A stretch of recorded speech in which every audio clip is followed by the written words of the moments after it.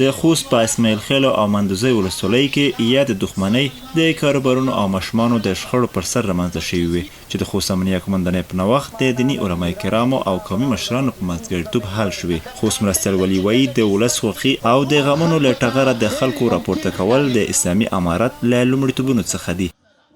د خوست ولایت ولایتي اداره چې د هغې مربوطه قدرمن ولسوالون امنیه قوماندانون دي د خبرې ته ډېر متوجه دي چې موږ څرنګه د خپلو ولسونو تر مابین خفګانونه په خوشحالۍ بدل کړو. د مسؤلینو په وینا په تیرو دریو کلونو کې د شخصي دښمنیو په له منځه وړلو کې دومره کار شوی چې ان په تیرو 40 کلونو کې ساری نه لیدل کیږي.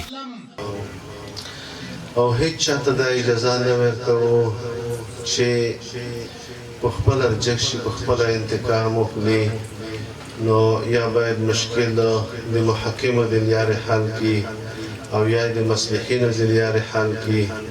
د یادو څلورو کورنیو ترمنځ لومړی خیلو کلي د شیروالي خان او بدشاه محمد خان کورنیو ترمنځ د کاروبارونو پر سر رامنځته شوي وه چې پکې 2 تنه مړه او دویمه دښمني د مندوزیو حسن خیلو کلي د ظریف خان او نظر خان کورنیو ترمنځ د ماشومانو د شخړو پر سر رامنځته شوي وه چې په لړ کې یې 3 تنه مړه او 4 تنه ټپیان شوي وو.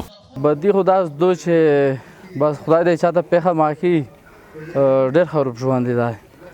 میګ ډېر وس ښه احساس کو ډېر خوشحال یو.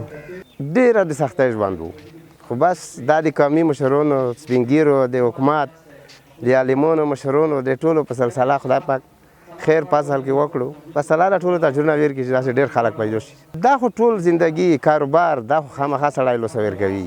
د خوست امنیه قوماندۍ او دیني علما کرامو او قومي مشرانو په هلو ځلو د شخصي دښمنیو په له منځه وړلو کې په دې وروستیو کې تر بل هر وخت د سولې خبرې ګړندې شوي دي. تمې دا دي چې ژر تر ژره به په یاد ولایت کې په بشپړه توګه د غمیزو یا د کمبله وټوله او د کورنیو ترمنځ به د ورورۍ نوی ژوند پیل شي.